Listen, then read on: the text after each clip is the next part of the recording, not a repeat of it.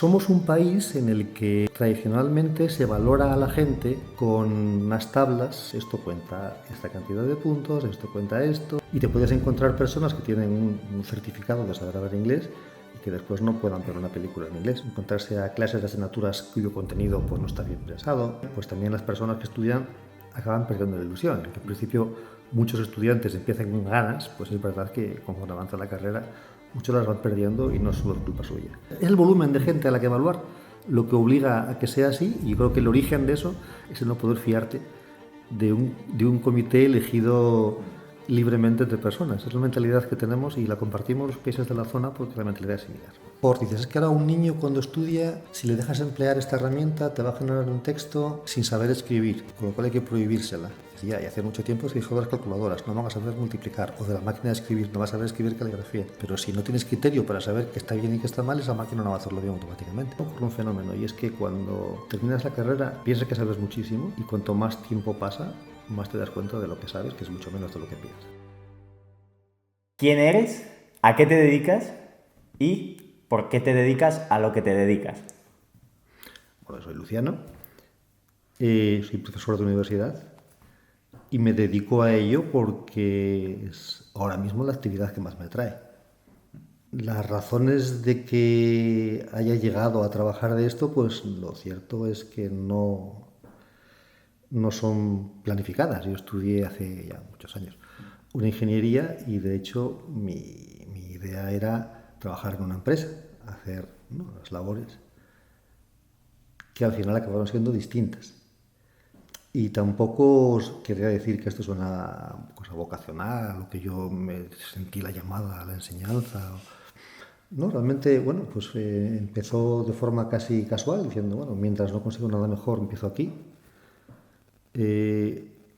Además, es curioso porque yo cuando empecé a trabajar aquí, yo pensaba que iba a ser una cosa muchísimo más corta de lo que al final ha estado siendo hoy, hasta ahora. Ya son 33 años. Yo empecé pensando que iba a trabajar en estudio de centrales eléctricas y de gestión de la energía y cosas de ingeniería industrial, ¿no?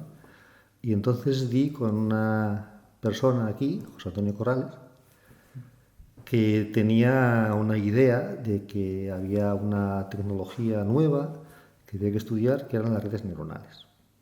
Y hablamos de 1991, cuando todavía no estaba claro que eso fuera a tener ningún tipo de interés para nadie. Perdona, tú estudiaste ingeniería industrial. Tú eres ingeniero industrial. ¿Corrales es industrial también? Físico. Es físico. Es físico. Cuando informática es una carrera reciente. Cuando esto, en los 90, pues había muy poca gente que hubiera estudiado informática. Pues, gente en Valencia, gente en Deusto, pero claro, no había título superior en Asturias, por ejemplo. Entonces, para dar clases en la universidad hacía falta titulados superiores.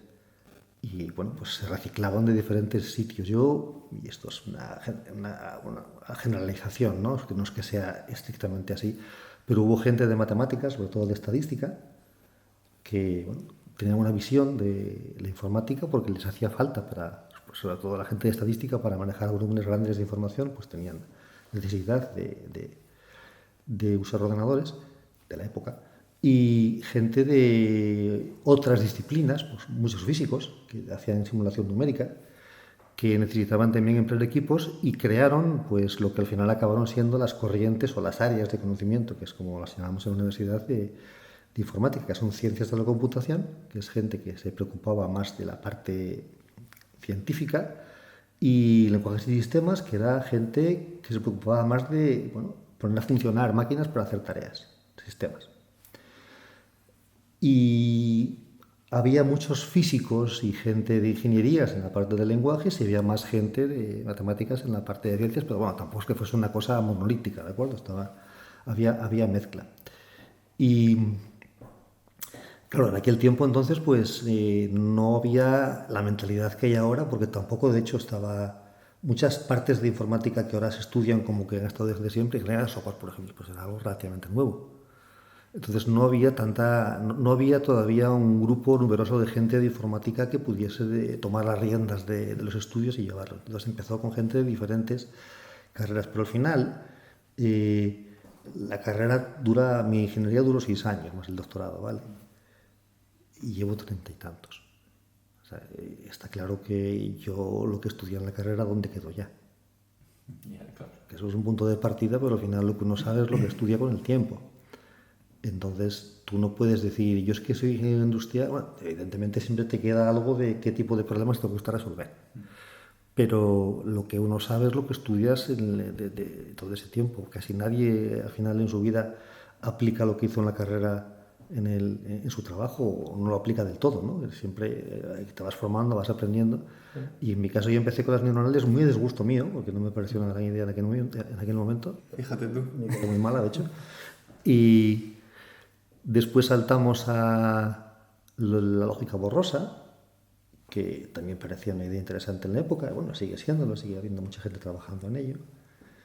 Y también estaban trabajando en lo que se llamaba inteligencia artificial en la época, que era Lisp, que era reglas, que era sistemas expertos, bases de conocimiento, bueno, ese tipo de trabajos, que era una forma que hoy quizá está más en desuso. O sea, todavía sigue teniendo aplicaciones, pero no hay tanta gente trabajando en ese tipo de tecnologías. Y sin embargo, las redes neuronales, que en aquel tiempo empezaban y que luego se desecharon casi, porque de hecho la asignatura se quitó de la carrera. O sea, el plan de estudio siguiente no tenía esa asignatura ya, fueron otras, se reformaron, en las reformas desaparecieron esas asignaturas, se metieron otras, y ahora vuelven a estar. Porque, claro, las neuronales de ahora no son las neuronales de 1990. Pero volviendo antes, un poquito para atrás, dices que no planteabas quedarte demasiado aquí. Entonces, esto es algo que yo al menos viví como alumno, no sé si en otras universidades es así, imagino que no, cada universidad será diferente. Pero yo, quizá de forma inocente, pensaba que la labor del docente en la universidad era venir, dar sus clases y ya está, se termina ahí la jornada laboral. Cuando esto realmente no tiene nada que ver con la realidad. Hay una parte de docencia y una parte de investigación. Tú en tu caso, cuando te metiste por esta rama del mundo académico y demás, ¿sabías dónde te estabas metiendo? No. Y la parte que me interesaba más en un principio era la parte de la investigación. Me llamaba la atención la parte de investigar, y lo cierto es que cuando uno termina la carrera ocurre una cosa, ¿no? Ocurre un fenómeno, y es que cuando terminas la carrera piensas que sabes muchísimo, y cuanto más tiempo pasa, más te das cuenta de lo que sabes, que es mucho menos de lo que piensas, ¿no? Y cada vez, cuanto más tiempo pasa, sé menos. Eso lo tengo claro. Porque vas siendo más consciente de lo que sabe la gente y de la gente tan buena que hay por ahí. Claro. Y te das cuenta de lo poco que eres tú comparado con la cantidad de gente buena que hay por ahí suelta. Y no hay que ir muy lejos. Ya lo comento mucho. Yo en cada clase que doy, que me junto con 40 o 50 personas, sé que siempre hay alguno mejor que yo en clase. O sea, no es que ella quiere buscarlos muy lejos. En un principio no piensas así. Tú terminas tu carrera y sabes más que el que te da clase. Tú terminas tu carrera y criticas a quien te da clase porque este no sabe, este mira que se equivocó, este no hizo nada, y tú lo vas a hacer muy bien, porque tú no vas a cometer ninguno de los errores que cometieron contigo. Y luego pasan los años y ves que los cometiste y peores. Porque a lo mejor esquivaste una cosa en particular que tú te resultaba molesta y que te estaban haciendo a ti, tú eso no lo hiciste muy bien, pero es que todas las demás que te hicieron bien y que no te diste cuenta de ellas, las estás haciendo tú mal. Entonces, cuanto más tiempo pasa, más aprecias que de ese trabajo la parte importante es poder contarle a otros cómo hacer cosas nuevas y explicarles y guiarles para que los que tienen capacidad de hacerlas y interés en hacerlas las puedan hacer bien, y que eso es más importante que el poquito que tú puedas aportar. Que no está mal, ¿eh? También, si nadie aportase nada, no habría nada nuevo, pero que realmente la parte más útil para la sociedad de lo que hacemos es enseñar a la gente a hacer cosas, mucho más que la parte de la famosa excelencia académica. Estás hablando un poco de ese poder de enseñar a la gente. Entonces, dentro del campo académico, ¿qué ventajas y desventajas de lo que tú veas existen? Tanto a la hora de trabajar, ahora me acabas de decir que, oye, que es un placer poder enseñar a la gente, pero... Tampoco a todas, pero sí. Bueno, pero mira, eso puede ser un punto, una desventaja. Quiero decir, ¿no? Que siempre hay gente que te hace plantearte si de verdad esto es cierto, ¿no? Pero bueno, no tantos. En conjunto compensa. Pero porque es verdad que luego tienes muchas personas que están haciendo una carrera y tú estás pensando, bueno, tú estás consciente de que dentro de 3 años vas a estar trabajando, que estos años no los vas a vivir nunca más, y de que estás aquí y parece que te están obligando a venir, y que nadie te ha obligado, o sea, tú podías estar en otro sitio, ¿no? Entonces, cuando te encuentras gente de esa que desprecia lo que tú le quieres poner, sí es verdad que lo ves como una desventaja. También es verdad que a veces también te encuentras que las personas, a fuerza de exponerse a situaciones que no están bien desarrolladas, a fuerza de encontrarse a clases de asignaturas cuyo contenido pues no está bien pensado, o a gente que no tiene la mayor motivación, pues también las personas que estudian acaban perdiendo la ilusión. Aunque al principio muchos estudiantes empiezan con ganas, pues es verdad que conforme avanza la carrera muchos las van perdiendo y no solo es culpa suya. Entonces, bueno, eso es la parte negativa, es decir, encontrarte con gente que no, bueno, pues no tiene interés en que tú le expliques nada, sino que lo que quiere es que le des un título y perderte de vista. Y eso ocurre. ¿Vale? Es importante matizar que esto también ocurre a pesar de la labor del docente, porque también es responsabilidad nuestra como docentes hacer que el alumno se interese por la materia. Está claro.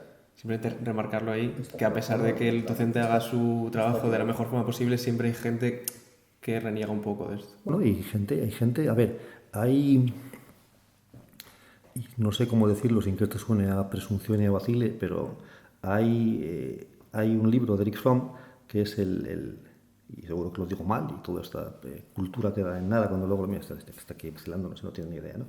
Pero es el ser o el tener, ¿no? Have to be. Que yo lo resumo por explicarle a gente la idea, es decir, bueno, ¿qué es lo que uno busca cuando estudia inglés? ¿Saber hablar inglés o tener un C1? Porque son cosas distintas. ¿Tú quieres tener un título de una carrera universitaria o quieres conocer una profesión? Entonces, claro, somos un país en el que tradicionalmente se valora a la gente con unas tablas en que ya tienes marcado, bueno, pues esto cuenta esta cantidad de puntos, esto cuenta esto cuenta esto, hay una oposición en la que tratamos este valor, hay una carrera en la que tienes unos requisitos y entonces te voy a dar este papel, y te puedes encontrar personas que tienen un certificado de saber hablar inglés y que después no puedan ver una película en inglés. Y eso pasa, ¿no? O gente que ha estudiado inglés durante muchísimo tiempo y tiene títulos de inglés y que después pues, no conoce el idioma, pero sí que sabe hacer exámenes de esa materia y pasarlos con éxito, ¿no? Y igual pasa con los estudios de informática o con cualquier otro. Hay gente que sabe hacer exámenes y que sabe sacar notas y que bueno, acumula méritos.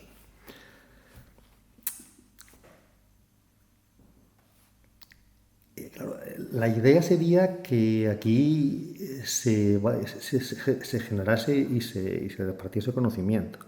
Es decir, que los títulos, los certificados, los documentos, los papeles, todo ese tipo de méritos, yo creo que no tienen mucho valor. Esa es mi opinión. Y incluso pienso que dentro del mundo académico se les da mucho valor y que entonces estamos forzando a que los estudiantes lo valoren. Entonces ya cada vez más, por ejemplo, imagino que vosotros ya habéis pasado, porque ya en mi tiempo no era tan fuerte como ahora, pero ahora lo de la EBAU, por ejemplo, la nota de corte, saqué tal nota, hice tal carrera, porque puedo matricularme de esta carrera porque tenía esta nota de ingreso lo bastante alta. Y a lo mejor puede llegarse al absurdo de que alguien que tiene una nota de ingreso, nota de acceso muy alta, elija una carrera que no le gusta tanto porque es más prestigiosa que otra que sí le gusta. Ahí está lo del tener y lo del ser, ¿no? Es decir, bueno, tú realmente que lo que estás haciendo que es acumular méritos para tener un almacén de situaciones, bueno, pues tengo este certificado, tengo este punto, tengo este premio. Ese tipo de personas, esa mentalidad que se le estamos dando desde pequeños, cuando luego llegan a la universidad, lo que le importa es que le pongas un sobresaliente y no saber la materia. Si tú llegas a clase y le dices a la gente, de hecho el experimento lo hice, y dices a la gente, voy a poner un cubo en la entrada de la puerta con 5. Y quien quiera, coge, no lo puse evidentemente porque corría riesgo de que alguien lo cogiese de verdad, pero lo coges ahí y dices, quien coge el 5 se va con el 5 y no ve más en todo el año. Ni le cuento la materia, ni le explico nada, él tiene un 5 en esta asignatura superada, ¿no? Y lo pones en un segundo de carrera y nadie coge el 5. O lo pones en un cuarto y te marchas con el 5 media clase. Porque lo que quieren es terminar e irse de allí de una buena vez y no tienen ya han perdido la ilusión por aprender cosas. Bueno, media clase, la otra media no.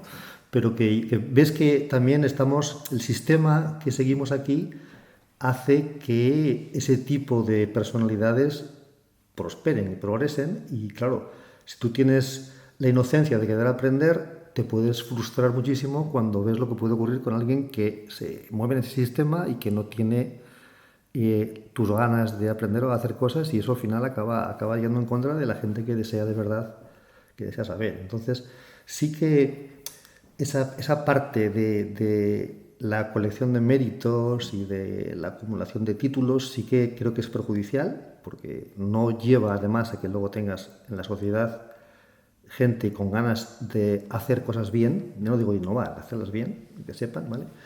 Y a la vez, a cambio, sin embargo, tienes la gran ventaja de que tienes una gran cantidad de gente que sí quiere. Yo he hecho alguna asignatura, y Nahuel lo sabe porque participó en alguna de estudiante, en la que el aprobado era prácticamente gratis. Tienes ese Correcto. Sí. Y eso es una cosa consciente. Sí. Y alguno me ha escrito cuando acabó la carrera diciendo que aprendió más en esa asignatura que en ninguna otra. Y nadie lo obligó. Es decir, nadie dijo o aprendes o te suspendo, ¿no? Simplemente digo, ahí tienes el material. Claro, eso es a costa de que haya otra cantidad de gente que se ríe de ti y diga, aquí copio todo, no hago nada y paso y mira qué bien, me ha regalado un título. Entonces, bueno, pues si lo quieres y te vale, para ti. Porque lo que hacemos aquí es intentar enseñar algo para que tú puedas después hacer alguna cosa y aportar algo. ¿Tú crees, Luciano, que bueno, por lo que veo esto es un poco la palabra que se dice de titulitis, que en España pues se puede decir que tenemos titulitis? ¿Crees que, porque bueno, has estado trabajando en otros países? No tanto, bueno, pero un poco de experiencia colaborando. ¿Crees que esta idea es global de la titulitis o que es un poco más concreto en España? Es mediterránea. Mediterráneo. Es mediterránea. Esto es Italia, esto es Grecia, esto es España. Esto no pasa en otros sitios. Pero la pregunta es ¿por qué pasa aquí y no en otros sitios? Y no lo sé. No lo sé. Lo cierto es que no lo sé. La causa no lo sé. El que ocurre sí porque lo observas. Claro. Tú ves que de hecho, he leído acerca de autores extranjeros que sí que... Ahora, cuando digo no trabajar en el extranjero, quiere decir que yo no he estado físicamente trabajando fuera de España durante temporadas largas nunca, con lo cual no me querría atribuir méritos que no tengo, ¿de acuerdo? Entonces, la cuestión... Pero sí que evidentemente sí que he estado en contacto con gente que sí que es en el extranjero y cuando no, pues sí que puedes leer. Y sí que observo que en el mundo anglosajón nos miran con curiosidad. Y intentan explicar por qué somos así, ¿no? Y los esfuerzan, porque no nos entienden, ¿no? ¿Y por qué están haciendo esto de esta manera, ¿no? Y claro, se pueden dar explicaciones muy cínicas de por qué somos así. Alguna de las cínicas, y esto no sé si es una idea buena decirlo en un lugar que esté grabándose, es que si tú, por ejemplo, en un país extranjero, en ciertos países que tienen otro tipo de moralidad, aunque todos también tienen sus defectos, ¿no? Pero tú pones un comité de gente cuya labor es elegir a la persona más adecuada, pues pueden centrarse en decir, a ver, esta es adecuada por esta razón, le entrevistan y eligen una persona. Si tú pones en España un comité sin ningún tipo de supervisión de gente elegida para que nombren un puesto, seguro que el que será elegido es pariente de alguno. Seguro no, sí. Pero es fácil. Pero es fácil. Es fácil. Sí. Es fácil. O conocido. Sí. O amigo. O recomendado. Y entonces, ¿qué pasa? Pues que si quieres que esto no ocurra, tienes que colocar un criterio que sea objetivo, nada de subjetividad. No puedes permitirte que un tribunal examine a esa persona y que decida libremente, bueno, me parece que la persona más adecuada es esta. Tú en Estados Unidos, tú para entrar a la universidad, tú mandas una explicación, un currículum, alguien la mira y decide si te admiten o no. Tú, para contratarte, te ponen un comité, te entrevistan, hablan contigo, qué sabes, qué no sabes, y deciden si lo que tú les aportas es cosa que de hecho ocurre en cualquier empresa también en España. ¿De acuerdo? Una empresa en España no te pide un currículum, no tiene un baremo, no te hace dar unos puntos sin ningún humano y te dicen entraste o no entraste porque sacaste un 13,3. ¿De acuerdo? Tienen otro criterio, porque saben que ese no les funciona. Entonces, ese criterio español, ¿por qué es así? Pues porque no tienes suficiente cantidad de expertos como para poder juzgar a tanta gente. La función pública, por ejemplo, al final, pues cuando se impuso el tema de las acreditaciones o el tema de que a la gente tengas un baremo claro de qué tiene que tener para poder optar a un puesto, es una forma de garantizar que no haya no sé elegir la palabra adecuada para clientelismo. No, sí, es que no quería decir eso. La digo yo, no te preocupes. Que no haya, bueno, pues, si queréis, intereses en quién se contrata, es decir, que simplemente sea neutro. Para ser neutro, como tú no tienes tantos expertos que puedan jugar a cada persona, hay que hacer un baremo, y ese baremo, claro, la gente aprende a maximizarlo. Con lo cual acabas complicándolo y acabas llevando un sistema en el cual tienes que tener todo ese tipo de documentos y de méritos que tú puedas de forma objetiva decir, mira, tengo estos puntos aquí, estos puntos aquí, estos puntos aquí y me merezco este puesto. O sea, es el volumen de gente a la que evaluar lo que obliga a que sea así, y yo creo que el origen de eso es el no poder fiarte de un comité elegido libremente entre personas. Es la mentalidad que tenemos y la compartimos los países de la zona porque la mentalidad es similar. En relación a la distinta mentalidad que tenemos con el grande que se supone que siempre nos comparamos, que es Estados Unidos, tú, a pesar de no haber trabajado largas temporadas fuera, sí que has estado trabajando en Estados Unidos, en California, si no me equivoco, y en General Electric, en Nueva York. Cuando volviste de esos lugares a España, claro, la pregunta es, ¿qué sentiste? Que éramos todos iguales. Sí, y pero tú vas por la calle y decías, parecemos todos primos, todos tenemos igual color, todos peinamos igual, con ciertas limitaciones. O sea, todo era... Y luego la forma de trabajar. Eso, en la forma de trabajar, y sobre todo, ¿qué crees que ha cambiado desde entonces? Porque han pasado algunos años y algo tuvo que cambiar. Sí, cambiado. Lo que más me sorprendía al llegar allí es algo que... Yo allí llegabas y evidentemente pues yo era poco más un estudiante, era muy joven. Y y decía, bueno, este tema lo conoces, sí. Entonces me dijeron que diese una charla y estaban allí gente que estaba por encima de mí en el escalafón tomando notas. Porque yo había preparado ese tema y lo conocía y preguntaban y demás. Y luego llegas aquí y no funciona así. Es decir, aquí hay una jerarquía en la que no es fácil que alguien que esté por encima de ti admita tus ideas. Entonces, yo ahí sí que vi que era más sencillo en una empresa, decía, pues tener voz, ¿no? Decir cosas. No que, evidentemente, tomar decisiones, ni muchísimo menos, pero sí que estaban más abiertos o sea, sí que veía menos marcado tú estás en este nivel, tú estás en este nivel, tú estás en este nivel, al menos en el ambiente en el que estuve trabajando yo. Tampoco vi en realidad que fuesen ni más capaces, tenían más recursos, pero tampoco creo que la diferencia esté en eso. Sí que vi una mentalidad distinta en cuanto al tema del trabajo. Y sí que les vi también que tienen una cultura del esfuerzo mayor que la nuestra. O sea, sí que vi que se tomaban los descansos mucho menos en serio. O sea, no trabajaban más horas, se esforzaban más, tenían más preocupación, o sea, eran más sufridos, por decirlo de alguna forma, ¿no? Tampoco es que fueran más inteligentes, pero sí que eran más esforzados, sí que trabajaban más horas al día, sí que se quejaban menos, sí que... También existe la frase de que en Estados Unidos viven para trabajar y nosotros aquí justo al revés. Y yo creo que al final debería haber un balance entre ambas cosas. Un chico argentino que conocí allí lo dijo mucho más bonito, dijo, aquí todos los días son lunes. Es interesante. Entonces, sí, es... Lo digo hasta un punto enfermizo porque al menos yo cuando estuve allí en Hawái, el tema de las vacaciones era como... Cuando les cuentas las que tenemos aquí, claro, quedan mirando, primero con envidia y luego después te miran incluso como diciendo, bueno, ¿y qué haces? No, pero aparte de todo les parece mal. Dices, bueno, o sea, y tú tienes una vida tan buena como la mía y te vas de vacaciones un mes seguido y encima además no dices, no, espérate. Y además tengo estas fiestas y no hablemos de los moscosos y demás cosas de los funcionarios, que eso ya ni siquiera intentas traducirlo, no tiene traducción posible, ¿no? Pero sí que es verdad que no tienen no tienen esa visión. Así que se esfuerzan mucho más, lo cual no creo que sea tan bueno. Lo ideal sería encontrar un balance. Claro, eso ya hacía Bertrand Russell, ¿no? Cuando decía, si antes necesitábamos estas personas para fabricar esta cantidad de material, estas agujas para hacer esto, y ahora tenemos una máquina que hace todo mucho más rápido, lo que suyo sería usar la máquina e irnos a casa después, no fabricar el doble, y encima tendré que hacer más cosas y trabajar aún más. Entonces, bueno, sí que es verdad que no es una idea nueva lo de decir, bueno, vale, recoge velas y tampoco todo es ganar más dinero cada vez, ¿no?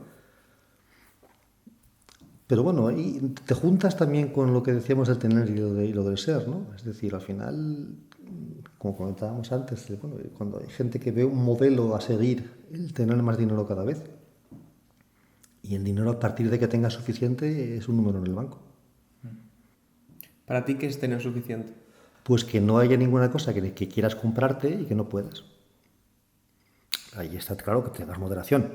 Si lo que te gustan son los Ferraris, pues entonces al final nunca estarás con suficiente dinero. Pero si lo que te gustan son cosas razonables, pues perfectamente puedes vivir sin ninguna privación, con un sueldo como el que se tiene. Claro, evidentemente eso no quiere decir que cualquiera tenga que conformarse. Una persona está viviendo y tiene que gastar en el alquiler casi todo lo que gana y querría comer mejor y no puede, pues evidentemente eso no es suficiente, ¿no? Pero a partir de que tú tengas cubiertas tus necesidades y tu ocio y tu vida, el tener más dinero que no estés haciendo ninguna cosa con él, ¿para qué quieres un dinero que no vas a gastarte en nada? O sea, solo por ver la cifra y sentirte orgulloso de que es grande. Bueno, pues lo respeto, ¿eh? Gente que... Sí, porque mucha gente también busca proyectar esa imagen de tengo un Ferrari, pues equivale a que mi vida es genial. Es mejor que la tuya. Exacto. Cuando en realidad hay una visión muy equivocada en redes sociales que quizá, no tanto para nosotros que estamos, no sé, en otro plano, en un ambiente diferente, pero las generaciones venideras sí que piensan que eso es en parte la realidad y ahí hay un peligro bastante grande. Yo no creo que todas las generaciones venideras... No, pero hay un porcentaje grande que sí existe. Pero también las pasadas, ¿eh? O sea, yo y no somos distintos, quizá, no lo sé. Yo, claro, hablo por mis pequeños conocimientos, pero siempre ha habido gente que le ha gustado tener más que los demás. O ser más que los demás, siguiendo con la línea de la conversación, ¿no? El ser y tener, ¿no? Y piensa que es lo mismo, ser más que tú por tener más que tú. Y yo lo respeto, pero no lo comparto. Es decir, si de verdad tú necesitas tener eso porque hay cosas que quieres conseguir y que no podrías si no, pues lo respeto. Pero si simplemente lo que quieres es decirle, mira, yo tengo un dinero que tú no tienes y por tanto merezco un trato distinto al que tienes tú, pues no creo que sea la idea correcta. Venga, va, vamos a soltarla ya, que esta era la que hablamos antes.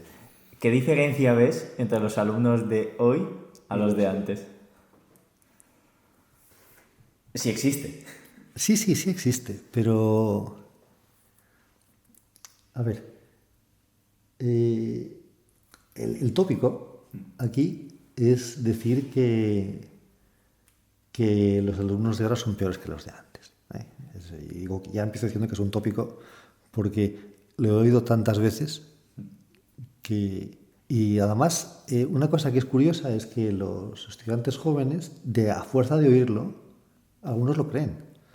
O sea, a algunos les he dicho tantas veces que son un fracaso que vienen resentidos de ser un fracaso y que incluso algunos lo asumen diciendo, bueno, yo no voy a ser capaz nunca de tener lo que vosotros hicisteis, yo no voy a ser... Hay muchos experimentos pedagógicos en ese sentido que hacen grupos hay gente que le hacen creer cosas que en realidad no son, claro. Y luego pues un sesgo de confirmación y actúan peor. Y claro, es que también hay que darse cuenta de que tú a un chico de cierta edad lo que un profesor le diga se convierte en verdad, aunque no lo sea.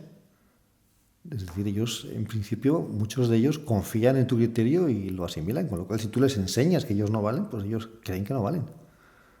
Entonces, ¿valen más o menos que los de antes? Claro, cuando un profesor evalúa a un estudiante, lo hace con sus criterios. Entonces tú dices, yo antes ponía a que un estudiante leyese un texto de una forma determinada y tenía una capacidad de comprensión lectora y nos esperaba unos mínimos porque se daba esto y esto y esto, y ahora no saben hacer esto, y ahora no pueden leer un libro, y ahora no pueden, ¿vale? Pero claro, les pones un vídeo y y se miran el contenido exactamente igual que antes. Lo que ocurre es que, bueno, pues tú estás acostumbrado a manejar unos recursos y ellos otros, con lo cual, como tú les fuerzas a utilizar tus recursos, ellos no están cómodos y son menos eficientes con los recursos. Pero el recíproco es cierto. Si ellos te obligaran a utilizar los suyos, tampoco serías eficiente. Yo no sería eficiente en redes sociales para nada, porque no sé manejar, no conozco cosas, no puedo. O sea, yo me pongo un vídeo y no me entero, tengo que escribirlo. ¿Eso quiere decir que es peor? No, es distinto. Es distinto por la forma en que, bueno, se han expuesto. Entonces, cosas que yo creo. Por una parte, es verdad que cada vez más los estudiantes consumen un material audiovisual y no un material escrito. Y cuando veo a alguien de cierta edad criticándolo, el chiste que hago siempre es el mismo. Claro, es que en tu casa seguramente cuando tu hijo llega, lo que tú haces es leer una novela y no ver una serie. Porque si tú lo que ven todo el día es que tú estás viendo por televisión información, pues no puedes enfadarte porque ellos no tengan como ocio leer un libro, cuando nunca lo han visto hacer. Si tú lo haces y son pequeños, te van a copiar. Entonces, pero aparte de todo, tampoco veo la necesidad, quiero decirlo. No sé por qué es peor el ver una audiovisual que el leerlo. El contenido es el mismo, ¿no? Entonces, en ese sentido yo creo que no hay una gran diferencia. Sí que es verdad que valoran más otro tipo de presentaciones, que no son tan conformistas con el material de mala calidad, que, bueno, que requieren otro tipo de desarrollo. Pero lo que sí noto, eso sí que veo que es diferente, es que tienen o sea, que es mucho más difícil mantenerles mucho tiempo atendiendo a algo. Es decir, la capacidad de atención de alguien de primero de carrera. Si te pones a hablar de algo, a lo mejor antes estábamos acostumbrados a un ritmo más pausado y podías estar hablando 15 minutos de un tema y la gente te seguía. Ahora, si estás mucho tiempo, ya empiezan a mirar el móvil o ya empiezan a despistarse. Ahora hay que darles mensajes mucho más concisos y mucho más enfocados a algo concreto, porque no admiten información que esté repartida en el tiempo o en mucha duración, ¿no? Esa parte sí que veo que es distinto, o sea, que tienen menos tolerancia a los mensajes largos y menos capacidad de mantener la atención en un tema, ¿vale? Te lo digo yo porque me dedico a las redes sociales. Sí. Tú tienes que intentar captar la atención de la persona porque en 3 segundos ya se va. Es decir, ¿no? Ya estás haciendo scroll y tú tienes que captar en 3 segundos, más o menos está de media, calculado, que la persona está, imagínate, haciendo scroll en Instagram, en lo que sea, y tú para captar su atención, ya sea como marca, como creador de contenido, tienes que meterle un mensaje en 3 segundos o algo llamativo para que se quede en el vídeo, porque si no, se va a ir a otro. Entonces tiene sentido que si en una... Yo eso lo noto. Pues claro. por eso te digo, porque imagínate, si jugamos con márgenes de 3 segundos, claro, para los que creamos contenido, es muy difícil. Es muy difícil crear esa atención. Claro. Y en referencia a un poco que acabo de decir de las redes sociales y demás, y bueno, que hablamos un poco de la titulitis que existe, Sí. ¿Crees que se está, bueno, igual desprestigiando las carreras universitarias, en este caso por parte de que se escucha muchas veces en redes sociales que la carrera universitaria no sirve para nada? Bueno, a ver, creo que nadie se lo obliga, o que yo sepa, no he visto casos de gente forzada a estudiar una carrera universitaria, ¿de acuerdo? O sea, es una cosa voluntaria, para empezar. Con lo cual, lo que una persona puede hacer es, antes de empezarlo, decidir esto que me aporta y juzgar si lo que le aporta es interesante o no, en función de lo que él pretenda sacar de ello. Entonces, claro, sí es verdad que si te engañan, te dicen esto va a significar un cambio en tu vida, va a significar ese tipo de... Pues tú puedes decir, esto es un fraude, yo quería hacer esto y no lo he conseguido. Pero vamos también a pararnos un poco, porque cuando hablamos de carrera universitaria no todas son profesiones. No, por ejemplo, puede querer hacer filología clásica y aparte de dedicarse a dar clase de eso, no tiene muchas salidas profesionales, o eso o la historia, ¿no? Es decir, también está gente que le interesa el conocimiento, la filosofía, la ética. Es decir, hay muchísimas carreras universitarias que no van orientadas a que tú tengas un empleo muy bien remunerado.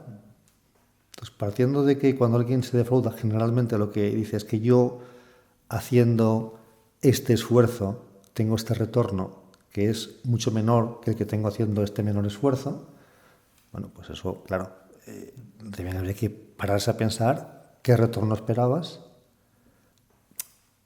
y a cambio de qué esfuerzo. Una carrera universitaria, si tú lo que quieres sacar de ella es un puesto de trabajo con un gran sueldo y con poco esfuerzo, ¿compensa? Pues normalmente no.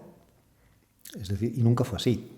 Es decir, a lo mejor hace muchos años, pues gente que no tenía carrera y que tenía un nivel social no alto, veía que gente con profesiones, un médico, un abogado, tenía un nivel y decía, pues, mi hijo quiero que sea de estos. Le doy una carrera, la termina con gran esfuerzo económico de la familia y después él cambia de ese nivel social, ¿no? Y eso ya no es así. Es decir, ahora mismo, pues la mayor parte de la gente que tiene un nivel medio económico, pues tiene una carrera universitaria. Y esa carrera no le garantiza el moverse a un nivel social superior ni tener unos ingresos muy altos. Simplemente tiras una carrera porque entiendes que la tienes que tener. Pero claro, yo tampoco, cuando alguien se queja de que es que yo hice una carrera de física y cobro menos que un fontanero, diré, hombre, pues haber hecho fontanería. ¿Quién te lo impidió? Tú sabías cuánto cobraba un fontanero antes de empezar, ¿no? Y una pregunta, Luciano, por ese hecho de lo que dices tú, ¿para qué estudiaste esto? Sí. Si sabías que igual no iba a ser tan beneficioso, ¿crees que ahora está perdiendo valor tener una carrera universitaria? Obviamente depende cuál, lo que dijimos, pero antes lo que dijiste tú, pongo todos mis esfuerzos como padre, llevo a mi hijo a que estudie tal carrera y sé que va a tener un futuro. ¿Ahora crees que está perdiendo valor dentro del mercado, en este caso? ¿Lo tuvo alguna vez? Claro, depende. Es decir, la gente que de verdad tenía ese nivel social alto, ¿tenía carrera porque tenía nivel social alto o tenía social alto porque tenía carrera? Es decir, el que era médico y su hijo hacía una carrera, lo que era hija de médico. O sea, no es tan frecuente que una persona que de orígenes humildes, solo por hacer una carrera, mejore su nivel social, ¿de acuerdo? Y nunca lo fue. Quizá aquí también el cambio está en el acceso a la información.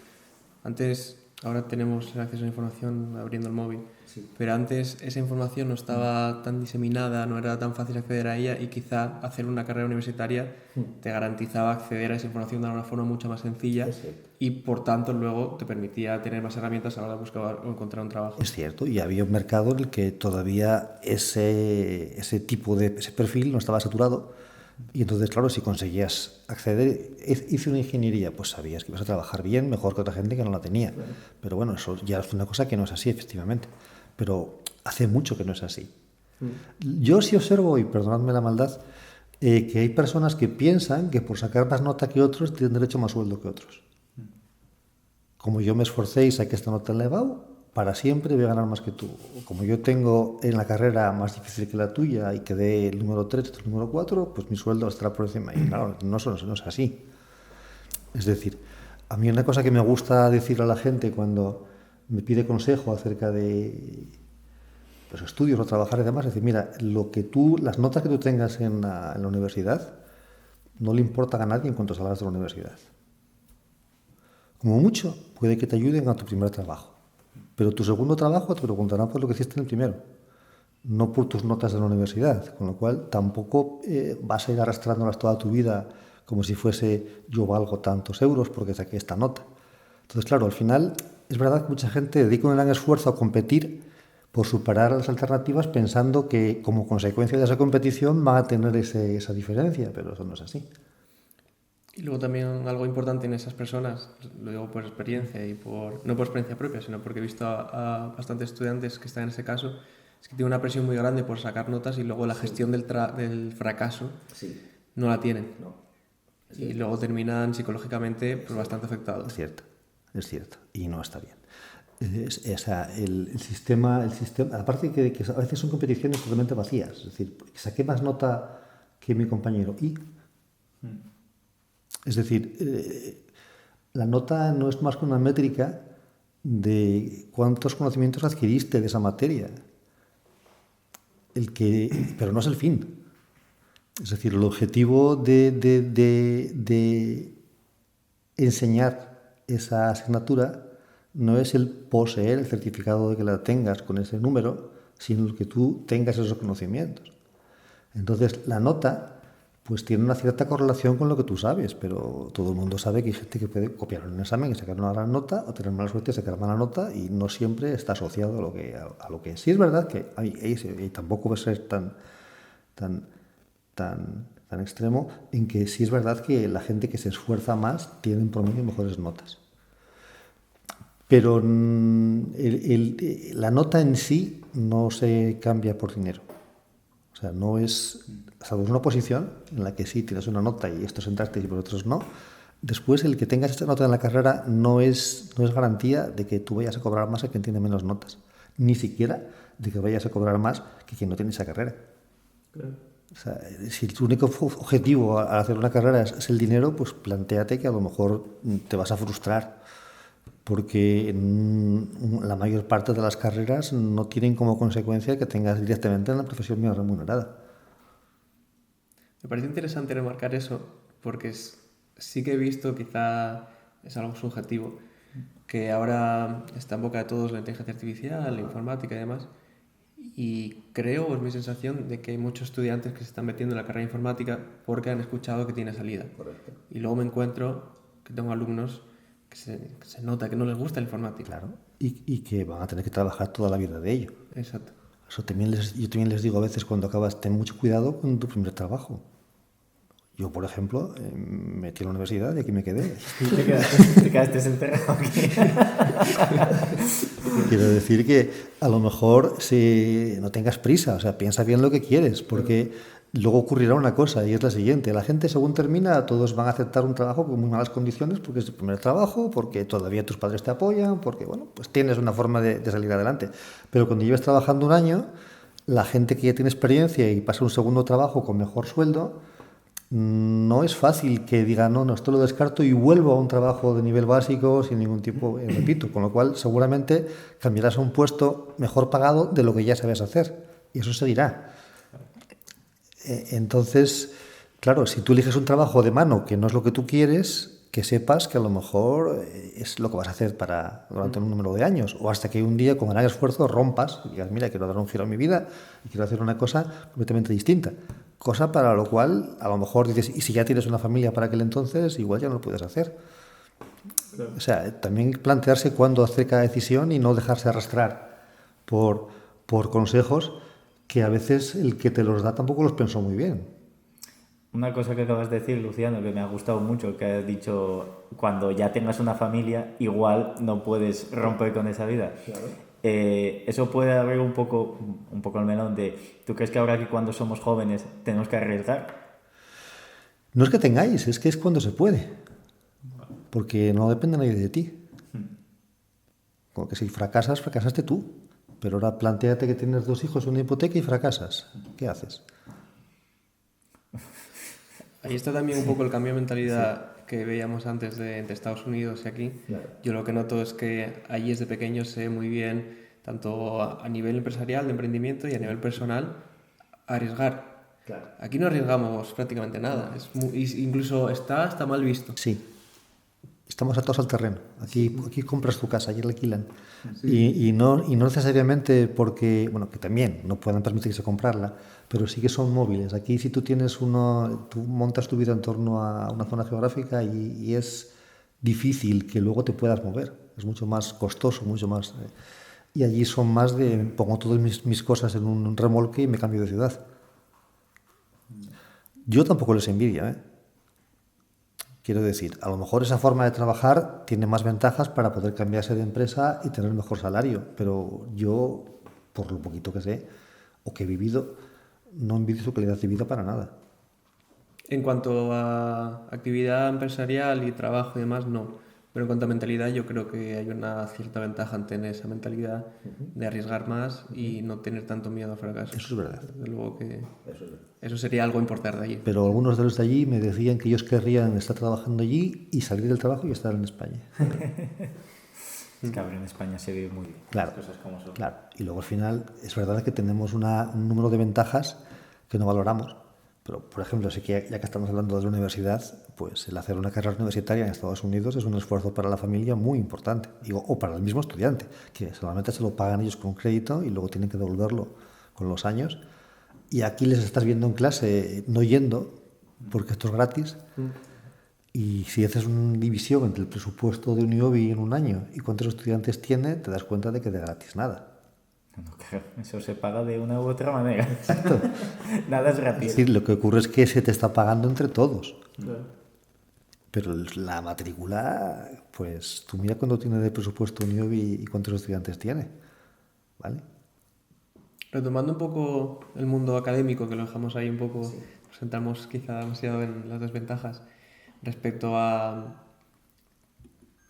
elegir el mundo académico, ya no como estudiante, sino una etapa superior y elegirlo para ser profesor y demás, ¿qué ventajas hay de ese camino respecto al camino típico de, bueno, yo al menos cuando era alumno no planteaba otra cosa que no fuera estudiar una carrera, si es un máster, y luego terminar en una empresa? ¿Qué ventajas tiene el mundo académico con respecto a trabajar en una empresa? Exacto. Desde mi experiencia. Porque evidentemente para cada uno tendrá las suyas. Desde mi experiencia, y le he dicho la razón de que yo me haya quedado aquí, porque es cierto es que en su momento, pues, bueno, y todavía ahora si quisiese, pero evidentemente no lo voy a hacer a estas alturas de la vida, ¿no? Cambiarme de trabajo a una empresa.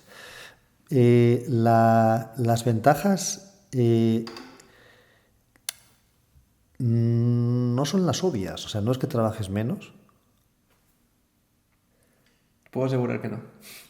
Yo creo que no. A ver, sí que es verdad que los mecanismos de control son más suaves que en otros sitios y entonces quien no quiera trabajar lo tiene más fácil que en otros sitios. Pero en la empresa privada también hay gente que no trabaja. Es decir, y no es por lo que uno tiene que medirse, ¿no? Al final, mi opinión es que cada uno debería esforzarse en su parte lo máximo que pueda y hacer su parte. Y si todo el mundo hiciera eso, entre todos funcionaríamos bien, ¿no? No hacía falta andar mirando lo que hacen los demás. Entonces, si cada uno hace bien lo suyo, todo va maravilloso. Entonces, si tú en la universidad haces lo mejor que puedes, no hace falta, es como, no te están vigilando para que lo hagas, pero es como decir, es que te robé porque dejaste la puerta abierta. Nadie te obligó a entrar a robarme. O sea, no puedes decir que como no puse seguridad, ¿vale? A lo mejor un hacker considera un reto entrar en una página, en un sitio porque tiene un sistema de seguridad malo y considera que es su obligación entrar ahí, ¿no? Pero nadie entra a robar en una casa porque se encuentra la puerta abierta, en principio, no es diferente de romperla tú. Entonces, claro, es que no me controlan el trabajo y por tanto no tengo por qué trabajar. Es falso. ¿Vale? Tú tienes que trabajar lo mismo o te controlen o no. Otra cuestión es que no lo hagas. Y claro, hay una proporción de personas que a lo mejor se podrían esforzar más. O también hay una proporción de personas que, bueno, pues que no consideran necesario ir con los tiempos. ¿Vale? Pero también pasa en otros sitios. Entonces, ¿qué ventaja tiene la universidad? ¿El que no te controlan y por tanto puedes dejarte? No. La ventaja principal para mí es que tienes libertad cuando llegas a cierto nivel, no al principio evidentemente, para decidir en qué quieres hacer. Y eso es muy importante. Tú cuando vas a muchas empresas vas a trabajar y ves que las personas son expertas en un trabajo, pero que es ese trabajo cada día. Y esto otra vez, y esto otra vez, y esto otra vez. Y lo hacen muy bien, pero cuando llegas de fuera con nuevas ideas, les ves con una gran ilusión de escuchar lo que les cuentas, de participar, de abrirse, porque claro, llega un punto en que están cansados de hacer la misma labor cada día, ¿no? Y aquí no tenemos ese problema. Es decir, yo aquí mañana leo, como hacemos, un tema que me interesa mucho y tengo libertad para decir, pues mañana voy a trabajar en esto, dentro de, por supuesto, que tienes que cumplir con unas obligaciones, pero tienes cerca de un tercio de tu tiempo para hacer esa labor de me dedico a esto porque me gusta. Y eso no hay tantos sitios en que se pueda hacer. Se podía hacer en Google antes, ahora creo que tampoco. Y se puede hacer en algunas empresas en investigación, pero siempre en una empresa vas a tener que tener un objetivo claro de esto lo estoy haciendo por esta razón. O sea, la libertad que tienes aquí para elegir un tema y trabajar en él es muy valiosa. Y a mí me gusta. Y además eso es la forma en que uno aprende para luego contárselo a los demás. Porque yo también observo que entre las personas que tienen esa inquietud de leer temas nuevos, luego cuando cuentan algo en clase, tienen más que contar que quienes no la tienen y repiten la misma lección año tras año. Entonces, para mí lo más valioso es esa facilidad que tienes de poder trabajar no cada día, pero bueno, cada cierto periodo de tiempo en temas nuevos y que no tengas un supervisor muy estricto que te diga, no te desvíes de aquí, tienes que hacerme esto, esto y esto. Esa parte es para mí la más valiosa. No tanto el sueldo o no tanto las condiciones laborales, o no tanto, que también son buenas. Pero es verdad que se tarda más en alcanzarlas que en otros puestos de trabajo. La universidad es una carrera lenta. O sea, tú para llegar a un nivel en el que tengas una seguridad económica y tengas unos ingresos razonables, pasan más años que en otros trabajos. Pero depende también del área o rama de conocimiento. Correcto. Si estás en filosofía, igual te matas por ser profesor. Correcto. A día de hoy, si estás en informática, ahí es difícil el hecho de decir, bueno, que me encanta la investigación, pues, ¿cuándo me prometes que puedo ganar 3.000 euros? No, pues en 15 años. Ya, pues que esta empresa me la da mañana. Pues eso. Entonces ahí influye mucho tus intereses. Más lenta. Pero cuando, claro, la gente cuando tiene, no digo ya 20 y pico, que tiene 30 años, pues tiene mucha energía. Cuando luego tienes 50 tienes menos. Eso es lo que me parece interesante, porque sí que se ve que hay muchas personas que están en empresa que están volviendo a la universidad. Claro, ¿por qué ocurre esto? Pues porque te cansas. Porque, a ver, si tú no tienes dinero suficiente para lo que tú necesitas, como decíamos antes, ahora te quieres tener una casa que sea tuya y eso no lo consigues de un día para otro, quieres un coche que sea mejor que el que tienes, en tu caso además incluso con razón. Tampoco hacía falta es porque no vistes mi Dacia, Luciano, si no ya... Claro, entonces dices, bueno, pues claro, no quiere tener más dinero porque quiere alcanzar esas cosas. Cuando uno llega a un punto en que ya las tiene, pues empiezas a hacer como yo, decir, yo valoro mucho la libertad, la creatividad. Claro, ¿por qué? Porque mi coche es nuevo. Y entonces, pues dirás tú, te cambio de coche y repíteme la frase. Claro, es cierto. Es decir, cuando uno llega, lo normal en una carrera profesional es que si te va con éxito, pues cada vez tengas más bienes, tengas más seguridad económica y entonces empiezas a valorar más otras cosas que, claro, en las que no piensas cuando no las tienes. Como si contarle a uno que tiene hambre y le vas a contar de música. Y dices, mira, primero dame de comer y luego ya hablaremos de música, ¿no? Pues claro, yo estoy en la fase ya en que empiezo a valorar la música. En este caso, sin embargo, sí que es verdad que también la gente a veces no es consciente del sacrificio que supone para alguien joven el tener que dedicar todos esos años de su energía mayor, ahorrándose dinero, hasta llegar al punto en el que puede dedicarse y el coraje que les da ver cómo la gente que tiene ya esa seguridad no se esfuerza al máximo. Porque deben ir a caramba. Yo aquí trabajando por este dinero y este señor haciendo tan poco por mucho más, no es justo. Y eso lo entiendo. Quería tocar un punto, Luciano, que lo fuimos tocando más o menos, en plan, con el tema de la mentalidad en España y ahora hablando un poco que, bueno, al final el funcionarial, que quería decir. ¿Crees que, por ejemplo, es que yo solo tengo amigos que dicen, quiero opositar a esto, quiero ser policía, quiero ser militar, quiero ser profesor, y que está muy bien, me parece muy bien, pero bueno, entonces yo lo que cabe, que soy autónomo, no sé, tengo un poco más de chispa, o no sé, llámalo chispa o ser masoca, porque bueno, también hablemos de las condiciones de ser autónomo en España, eso ya es otro tema, pero bueno, ¿por qué crees que se debe que ahora yo creo que la mayoría de jóvenes aspiran a ser funcionarios? Bueno, es que es un buen trabajo. Vale. Porque no son tontos. Quiero decir, si las condiciones que te ofrecen son mejores que otras, pues ¿por qué no vas a aspirar a ello? O sea, también el discurso de, tienes que innovar, tienes que ser... No, quiero vivir bien como tú. Claro. Pero quizá la pregunta es ¿por qué en España quizá hay tanta falta de emprendimiento? Y quizá no se fomenta tanto. Incluso dentro de la universidad, que antes lo comentábamos, que te matas años trabajando para conseguir un puesto estable, pero tú una vez eres funcionario, ahí tú tienes poco margen de... No margen, pero sí, acabas quemado y luego dices, bueno, ahora ya pues me voy a relajar. Y yo creo que también parte de la función que tiene la universidad es esa transferencia de conocimiento, tiene que establecer puentes entre universidad y empresa a través de cátedras, a través de patentes, a través de spin-offs, lo que sea. Y ahí precisamente la parte de spin-offs yo creo que es muy débil en general. Y es verdad, estamos de acuerdo. Yo lo intenté, yo monté una. Y algunas, a ver, es que spin-offs hay muchos tipos diferentes de spin-off, ¿no? Por ejemplo, están quienes explotan un producto determinado y están a la sombra de una empresa grande, con lo cual se suelen triunfar.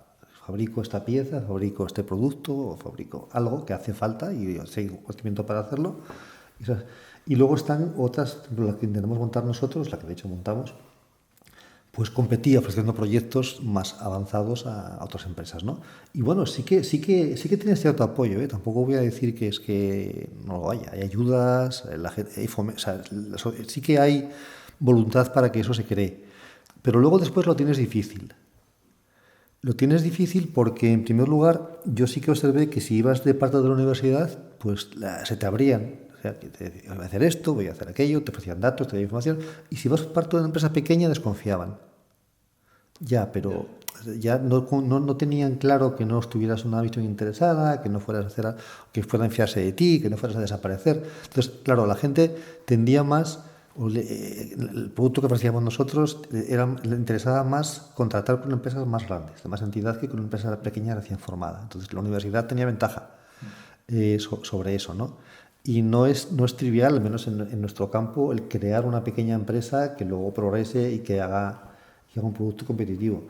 Pero las ha habido y las seguirá habiendo y desde luego tiene que haberlo. Y en otras partes del mundo que tienen más facilidad para hacer ese tipo de estructuras, ha habido y hay ejemplos de empresas que han surgido de la universidad y que después han generado muchísimo empleo y muchísima riqueza, ¿no? Claro, tampoco es una cosa que tú puedas decir, bueno, pues desde el gobierno vamos a hacer que se creen, es porque el gobierno, ¿qué puede hacer? El gobierno puede darte ayudas, puede simplificarte trámites, puede rebajarte impuestos, puede regalarte empleados con algún tipo de subvención, pero tampoco va a estar allí en el día a día contigo trabajando y teniendo ideas. Entonces, el que tú facilites que la gente haga eso, que es verdad que se puede facilitar más. Yo estoy de acuerdo en que aquí tenemos un problema de burocracia importante. Y la forma de pagar impuestos también a veces es un poco discutible si es justa, porque no es proporcional entre grandes empresas y pequeñas, ¿no?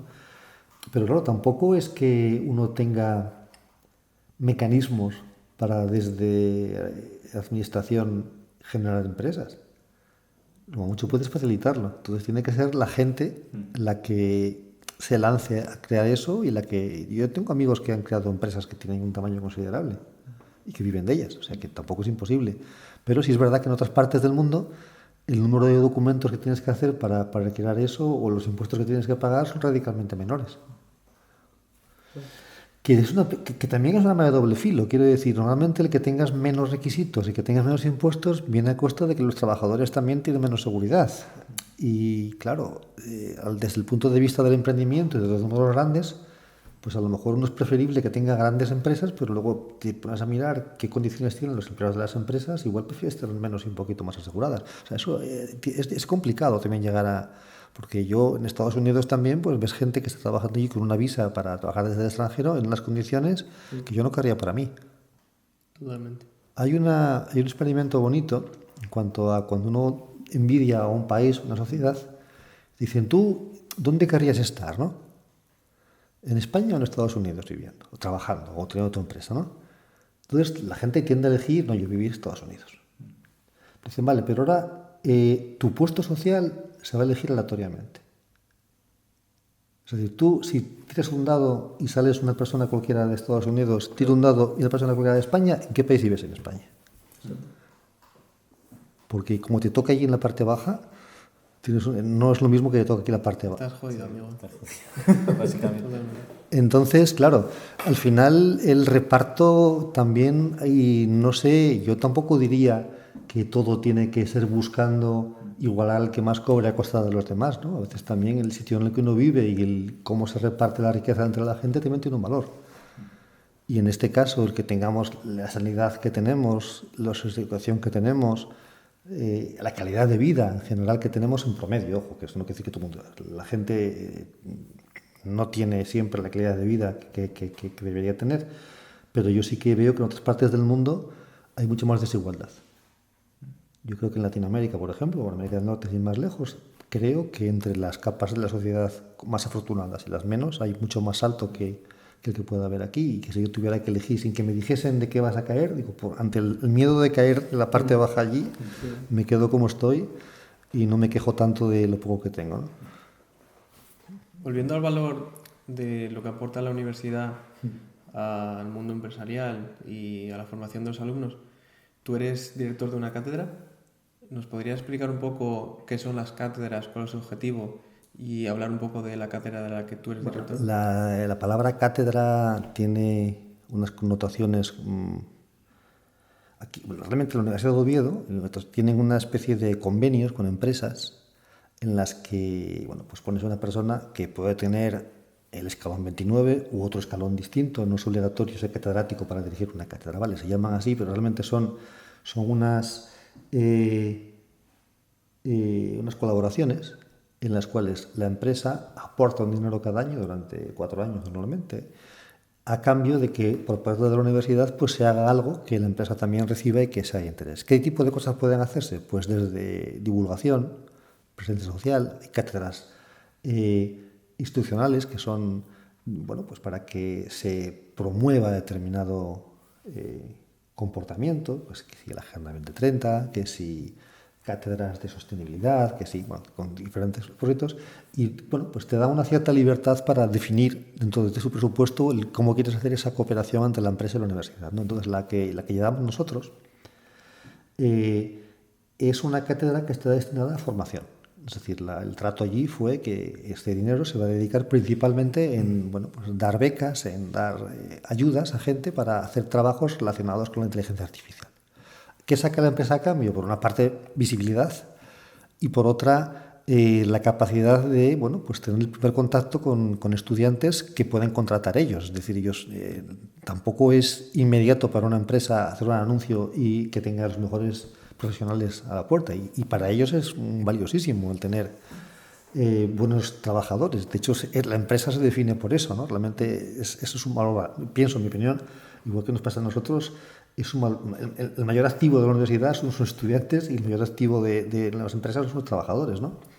Entonces, ellos también, por una parte, ven, bueno, reciben becarios, reciben gente a la que pueden ofertar empleo, a la que pueden ver cómo funciona, y nosotros, lo que nos aporta a nosotros es que en unas carreras técnicas, en nuestro caso somos ingenierías y especialmente informática, datos y demás, el que hayan tenido un poquito más de contacto con el mundo empresarial antes de acabar la carrera. Porque también a ellos, a los estudiantes, algunos lo ven como un requisito. Tengo que tener estos créditos aprobados antes de acabar, con una asignatura más, tengo de nuevo, ¿no? Pero para el hecho de que también vean lo que se valora de ellos, también les mueve a decir, bueno, ¿en qué estudio más o me preparo más o qué se valora o qué no? Por ejemplo, para muchos es una sorpresa el ver que nadie les importa sus notas. Porque dices, es que el esfuerzo que estoy dedicándome a sacar este medio punto más en esta asignatura por quedar delante del compañero, pensando que al final eso me va a suponer una ventaja contra él, dices que esto no nadie te lo pide. Sin embargo, esto que no estás haciendo, sí que te lo pedíamos. Y esta persona que sacó muchas peores notas que tú, pero que a cambio sí que hizo eso, pues de repente descubres que está por delante de ti y algunos no lo llevan con paciencia, de hecho. Es decir, la cuestión aquí está en que también tienen que conocer cómo es el mundo fuera de la universidad. Y claro, en España por lo menos los estudiantes desde que empiezan hasta que salen de la carrera van encarrilados, haciendo pruebas y exámenes y un camino muy marcado que está siempre guiado por una métrica que es qué nota sacaste en ciertos tests. Y después hay otras actividades y otras actitudes que no les valoran. Por ejemplo, por no decir todo, no es todo teórico, ¿no? También en esta charla. Si yo tuviera que contratar, no voy a poner mis palabras en nombre de ninguna empresa. Si yo tuviera que contratar a una persona para trabajar conmigo, yo podría elegir entre personas que tuvieran una gran capacidad, con expediente. Y además os planteo la pregunta a vosotros para que os pongáis en mi lugar a ver qué eres, ¿no? Tengo un estudiante que tiene un expediente muy sobresaliente, el mejor de su promoción o de los mejores, y tengo otro estudiante que tiene un nivel razonable y uno que tiene un nivel muy, muy bajo, ¿no? Bueno, muy bajo, quizá lo descartes porque no le ves esforzado y demás. Ahora, entre esa persona que tiene ese nivel excelente y que tiene un nivel promedio, uno de ellos le ves que tiene una capacidad de compromiso contigo, o sea, que puedes fiarte de él. Que te dice, yo voy a quedarme aquí este año y te lo prometo, y aunque tenga una alternativa mejor, cuenta conmigo este año. Y el otro le ves que cuando tenga una alternativa mejor que tú se va a ir y va a dejarte de repente a medio trabajo y con bueno, todo lo que hayas invertido tú, porque al principio cualquier persona que no trabajar y es nuevo cuesta, no genera, pues se va a ir, porque además en cuanto esa persona tenga esa formación, le van a llegar ofertas de alguien que quiera aprovecharse de tu formación para no tener que dársela a él, ¿no? Entonces tú dices, ¿yo en quién invierto? ¿En esta persona que tiene este posible retorno y que igual se me va? ¿O en esta persona de la cual me puedo fiar? Entonces, esa faceta del carácter, de decir, ser una persona confiable, ¿quién la evalúa? Ser un buen compañero, ¿quién lo evalúa? El saber que puedes contar contigo si pasa algo, ¿quién lo evalúa? ¿Y eso dónde se enseña? ¿Quién saca nota alta en ser alguien que juega de equipo? ¿No? Por ejemplo, pues no se valora. Es decir, ahora mismo una persona puede ser un perfecto individuo que estudia él solo, que saca sus notas, que no colabora con nadie, que no tiene amigos, que no hace más que sacar dieces y piensa que está haciéndolo todo bien. Pues a lo mejor ese trocito de voy a trabajar en una empresa con más gente y voy a mirar a ver lo que me piden o lo que tengo que hacer, también le sirve para darse cuenta de, oye, estoy un poco equivocado. Y eso igual le evita esa frustración final cuando vea que eso que le mandaron a hacer y que lo obedeció no es lo que tenía que haber hecho. Entonces, esa parte de abrirse a que tengan más experiencias en más sitios es una cosa que me parece muy, muy interesante, ¿no? Más que dar premios, o más que decir, pues es excelente, mira, te voy a dar un papel más haciendo lo que tienes, ¿no? Entonces, de nuevo, como decíamos antes, como tienes libertad para hacer muchas cosas, dicen, tú planteas esta idea, te dicen, para adelante, prueba a ver qué pasa. Yo, Luciano, que bueno, yo estuve trabajando un tiempo con una empresa francesa, sí, y había un chaval que bueno, él estaba en primero de carrera, pero en Francia tienen lo de que juntan universidad con la empresa, es decir, él venía 3 días a trabajar en la empresa, iba 2 días a la universidad, y yo personalmente creo que ese chaval va a estar 1.000.000 de veces más preparado que cualquier persona, en este caso en España, porque y lo veo desde mi perspectiva. También te digo, yo como entré en esa empresa, yo estoy acabando ahora un grado de sociología, que no tiene nada que ver con lo que yo hago a nivel empresarial. Pero que me pedían, decían, oye, ¿tú qué has estudiado, Mario? Y yo no he estudiado ni marketing, ni economía, ni redes sociales. Yo te puedo decir que tengo una empresa en la que tengo 200.000 seguidores, facturo esto, sé cómo enganchar a la audiencia, yo te puedo enseñar lo que he hecho. Correcto. Y a partir de ahí, yo supongo que tenían obviamente más candidatos. Al final me eligieron a mí. Lo que quiero venir a decir es que en España creo que tenemos un efecto de decir, yo tengo esto, tengo lo otro, pero al final, eso al final yo creo que lo marca todo el mercado. Al final, lo que decías tú, el chaval que va a esa cátedra o que le puedes dar esa opción, va a estar muchísimo más preparado y va a aprender, yo creo que mucho más de lo que puede hacer en el futuro. Bueno, un poquito más por lo menos. A ver, es lo que decíamos antes, ¿no? De que uno, ¿qué quieres? ¿Alargar las cosas o hacer lo mejor que puedas tu parte, ¿no? Entonces, el camino que seguimos aquí es, bueno, mira, alargar las cosas es... aparte de que es una postura vanidosa, ¿no? Es decir, bueno, yo quiero ser el que las arregló, ser mejor que los demás. Tampoco somos tanto, ¿no? Simplemente decir, bueno, mi pequeña parte es si yo puedo ayudar a estas personas que tienen interés y que les gustó la idea, a que les vaya mejor, pues esa pequeña parte está resuelta. Entonces, ese tipo de ideas nos las permiten hacer. Quiere decir que esto se te ofrece, la empresa pone dinero, hay estudiantes que quieren ir, yo no le veo problema. No, está fantástico, me parece una idea fantástica y muy, muy importante. Claro, entonces hay que decir, no, esto debería ser obligatorio, no. Sí, debería estar ahí para quien quiera tenga opción de hacerlo si quiere, y si no... También es un punto diferencial, que lo que decías tú. Si tengo que elegir a alguien, que elijo al que ha hecho la carrera sin más, o elijo a este que ha estado esforzándose aparte, yendo con una empresa, perdiendo su tiempo y haciendo... Al final eliges al otro. Pienso que sí, pero bueno, esta cátedra es esta universidad tiene 40 y pico, o sea, date cuenta de que hay muchísima gente haciendo esto mismo, o sea, no es ni uno ni dos. Y en cada universidad hay un montón de ellas. Es decir, que no es que seamos especiales para nada, ¿eh? Ojo, simplemente es, bueno, te dan la opción de hacerlo. Simplemente que quizá hay gente que no conoce cómo funcionan las cátedras y demás.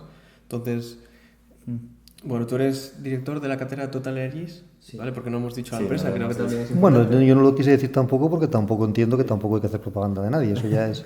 No, pero no tanto por la empresa, sino por los proyectos y demás que puedan ir en marcha, que quizás es interesante darles un poco de visibilidad. Tú eres director de la cátedra Total Energies de Analítica de Datos e Inteligencia Artificial. Entonces, pasando al siguiente bloque, que es Inteligencia Artificial, quizás es interesante que nos cuentes cómo se utiliza la inteligencia artificial o por qué a Total Energies le parece interesante tener una cátedra justamente En este tema, en ¿no? este tema. Y bueno, Total Energies es una empresa que comercializa energía. Y tiene más, evidentemente, es una empresa, la empresa en sí es una de las más grandes del mundo y tiene muchísimas partes, pero bueno, la parte con la que me relaciono yo tiene que ver con ese aspecto, ¿no? Entonces, es una empresa que comercializa energía. Para entenderlo, teniendo en cuenta además vuestro foro, vuestro ámbito, ¿no? Vuestro público, pues se parece mucho a una cosa que sí que todo el mundo conoce, que es una empresa que tenga un operador de móvil. Es decir, un operador de telefonía móvil no tiene por qué tener antenas en su propiedad, no tiene por qué tener equipos informáticos propios, evidentemente sí, pero no tiene que tener una infraestructura, unas líneas de comunicaciones, no tiene por qué tener eso, sitios de distribución, no tiene por qué fabricar teléfonos móviles. Es decir, esa empresa va a gestionar unos bloques de datos con un proveedor mayorista y va a hacer unas ofertas adaptadas a las personas que contraten el servicio y al final, pues el usuario dirá, mira, yo tengo un teléfono que tiene este número de minutos gratis para llamar, tengo estas propiedades, tengo esta velocidad, tengo estas capacidades y me cuesta menos que los demás o me cuesta más pero me dan a cambio un servicio alternativo que es mejor, ¿no? Claro, una empresa de ese tipo, que al final lo que hace es comprar bloques de datos, bloques de energía y venderlos a otras personas, es una empresa que fundamentalmente trabaja con datos. No ya porque los compre y los vende como si fueran para la telefonía móvil, sino porque tiene que saber qué puede ofertar a sus clientes para que le elijan frente a la competencia. Igual que vosotros cuando hacéis una emisión, un podcast, o seguro que es una palabra que no es, pero cuando hacéis cualquier tipo de contenido, también tendréis que estudiar, y lo haréis, pues quién lo ve, desde dónde lo ve, cuánto tiempo está viéndolo, cada cuándo hay que hacer las cosas, y entonces tenéis una analítica de esa información por una parte, y después de esa analítica hay unas decisiones que tomar en función de esos datos. Eso se puede hacer más o menos a mano, es decir, uno puede tener indicadores sin que uno diga, pues yo sé que tengo que medir esto, esto y esto, y en función de esto, alguien que lo hizo antes que yo me dice, ojo, cuando pase esto, haces esto otro, otros se basarán en tu experiencia. Yo sé que cuando he hecho esto otras veces, esto ha ido así, con lo cual esto no lo repito, o esto lo vuelvo a hacer, y al final tú tomas decisiones que se basan en datos y en información que recoges a partir de esos datos, ¿no?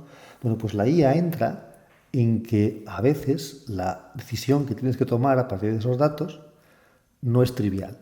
Como tienes muchos datos, no puedes hacer una hoja Excel y mirarlos, los tienes que resumir.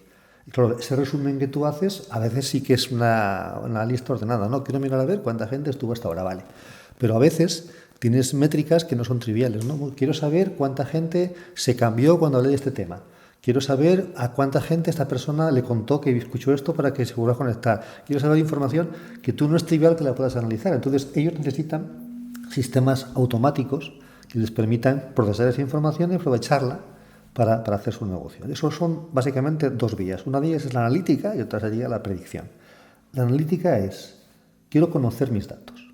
Eso es, por ejemplo, visualizarlos o, por ejemplo, resumirlos. Es decir, yo tengo un gran volumen de información que he capturado y quiero tener pues, un cuadro de mando o quiero tener una gráfica o quiero tener unos números que sean lo relevante para que yo, mirando esos números, tenga conocimiento de lo que estoy teniendo. Mira, mi audiencia tal hora fue tanto. O los indicadores que empleéis, que seguro que son muy complejos y no conozco. En cualquier caso, esa analítica se puede hacer de forma automática, por ejemplo, con redes neuronales. Sin entrar en lo que son, pues simplemente son sistemas en que tú los alimentas con unos datos y ellos son capaces de extraerte información útil de esos datos. Y aparte de esa parte de analizar la información y de tú conocerla y de sacar de ella pues dependencias entre los datos o relaciones causa-efecto o propiedades que no son triviales, que no se ven a simple vista, luego estaría el tema de la predicción. Es decir, primero es qué tengo y después es qué pasaría si yo hago esto. Es decir, no limitarse a analizar lo que ha pasado, sino anticiparse a lo que podría pasar. Diagnóstico y pronóstico. Exactamente. Lo que podría pasar si yo sigo haciendo lo que estoy haciendo o si cambio. En algún caso es mi futuro, ¿cuál va a ser? Mira, pues estás creciendo a esta velocidad y lo extrapolas, pues todo el mundo sabe que la extrapolación más básica es, pues mi tasa de crecimiento la mantengo en el tiempo, pero no puedo decir ya, claro, pero es que esto llegará a un punto en que sature, o llegará a un punto en que, o si añado esto, que hacerle más deprisa. Entonces, esa tendencia se modula en función de cosas que tú puedas hacer. Entonces, toda la parte de modelado sirve para que tú no tengas que probar en la realidad las cosas, ver qué pasó y decir, me estrellé o meca lo hice, sino que tengas una especie de simulado software en que tú puedas jugar con ese tipo de alternativas y ver qué pasaría. ¿De acuerdo? Entonces tienes por una parte lo que es coger tu información y resumirla y conocerla, analítica, y por otra parte tengo sistemas que puedo emplear para adivinar el futuro dentro, por supuesto, siempre de unos límites, porque tampoco tú puedes adivinar cosas que dependan de variables que no conoces, ¿no? Preguntas de gente, por ejemplo, siempre que explicas el tema de la predicción, siempre hay quien quiere lanzarse para decir la bolsa y hacerse millonario, ¿no? Y dices, bueno, se puede, porque mañana de repente declararán una guerra y eso hace caer un valor y tú no sabes que esa guerra va a declararse, con lo cual tú no puedes adivinar una cosa que dependa de una variable que tú no conoces. Entonces, no todo está en los datos y no todo está en la historia. Pero la carrera ahora es datos los datos, que es lo máximo que puedo hacer con ellos. Quien tiene más datos es capaz de tomar decisiones más inteligentes a partir de ellos, y a veces la cabeza de un humano o de un equipo no da como para asimilar esos datos sin ayuda de un ordenador que te haga eso, y ese ordenador no siempre sabes cómo programarle esa información, con lo cual, bueno, hay técnicas de lo que llaman aprendizaje de máquina, en que tú, dándole ejemplos de lo que quieres que pase, consigues que una máquina reproduzca ese comportamiento y te haga el equivalente a un programa que te anticipe el futuro. Una explicación. No, sí, yo lo he entendido bien. Nahuel, obviamente, para él es muy fácil esto, pero no. No, pero es interesante que comentes este tipo de cosas que se hacen en empresas, porque quizá ahora hay demasiado sensacionalismo con la inteligencia artificial, lo cual es normal, porque al final los periódicos y demás tienen que vender, es normal. Pero sí que me interesa quizá la parte dentro del mundo académico. También hay diferencias dentro de ese sensacionalismo de los riesgos de la inteligencia artificial. Tenemos, por ejemplo, a personas como Geoffrey Hinton, para quien no conozca, es uno de los precursores de la inteligencia artificial, el premio Princesa en 2022, o Ilya Sutskever, uno de los fundadores de OpenAI, que están dentro de la parte más conservadora de, oye, cuidado de lo que va a pasar, frente a otros investigadores como puede ser Sam Altman, el CEO de OpenAI, o Jan LeCun, que dicen, bueno, vamos a librar modelos y venga. Lo que surja. Claro. Realmente, ¿cuál es tu posición respecto a estos dos tipos de ideologías, posicionamientos? A ver, yo no soy tanto como para tener una opinión diferente de LeCun o de Altman, ¿no? Y decir, no, lo correcto es esto porque lo digo yo, ¿de acuerdo? Es decir, yo observo lo que dicen e intento... tengo una opinión propia, pero no es una opinión categórica de esto es lo correcto, esto es lo correcto, esto es un peligro, esto no es un peligro. O sea, yo veo riesgos y veo ventajas. A ver, por una parte, desde hace ya muchos años se habla de la famosa singularidad. Se habla de cuando la inteligencia de las máquinas sea tan alta que los humanos no seamos capaces de comprender lo que van a hacer y entonces estamos un poco a su merced, ¿no? Es decir, bueno, a partir de ahora el mundo va a ser guiado por una máquina que no sabemos por qué hace las cosas, con lo cual no lo podemos controlar, ¿de acuerdo? Y hay gente que tiene un temor a que eso ocurra, porque hay gente que antropoformiza a las máquinas y les dan inteligencia. Hay gente que habla con ChatGPT y piensa que lo que tiene detrás es una persona inteligente que es capaz de razonar. Y eso no es así. Es decir, lo que tenemos aquí no es una... hay lo que llaman el efecto AI, que es que cuando algo que requería de inteligencia humana para ser hecho se hace por una máquina, deja de considerarse como inteligencia. En 1800, una persona que pudiese multiplicar de memoria cifras muy altas era una persona que era muy inteligente. Hoy es no sé, no quiero dar una palabra despectiva, pero bueno, no se considera una persona muy inteligente porque es una labor mecánica. Una persona que hasta hace no mucho tiempo fuera un gran jugador de ajedrez, pues se consideraba un genio. Hoy sigue teniendo un cierto valor, pero ya se entiende que cualquier ordenador medio potente puede ser mejor que un jugador de gran nivel en el ajedrez o incluso ganar jugador del mundo. Hay muchas tareas que se consideraban propias de seres humanos inteligentes y que ahora ya son automáticas y por tanto la gente ya no piensa que sean inteligentes porque ya se sabe que se pueden hacer por una máquina que no lo es. La máquina, aunque yo no lo sepa cómo lo hace, está claro que no lo ha hecho razonando. Entonces uno juega al ajedrez porque ha mirado muchas jugadas por segundo y tú no puedes hacerlo y te ganó. Una calculadora hace operaciones que tú no puedes hacer a esa velocidad ni mucho menos, ¿de acuerdo? Pero nadie piensa que la calculadora sea un objeto inteligente. Entonces uno mira a los modelos de lenguaje, ChatGPT, y habla y pregunta y se asombra y llega a pensar, es que aquí hay una persona, hay alguna entidad que toma decisiones y que razona, y no la hay. Lo que hay es un autocompletar de teléfono móvil muy, muy complejo que te completa frases que tú cuando lees interpretas como dichas por un humano, pero no lo son, y muchas son mentiras.